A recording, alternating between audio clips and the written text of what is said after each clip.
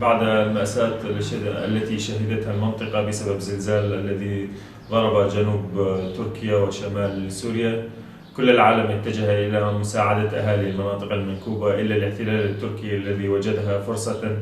لإتمام مخططاته الاحتلالية، وقصف في الآونة الأخيرة كافة مناطق شمال وشرق سوريا، ومن بينها مناطق عين عيسى وريف تل أبيض الغربي، حيث شهدت المنطقة قصفا عنيفا من قبل الاحتلال على كافة القرى الممتدة من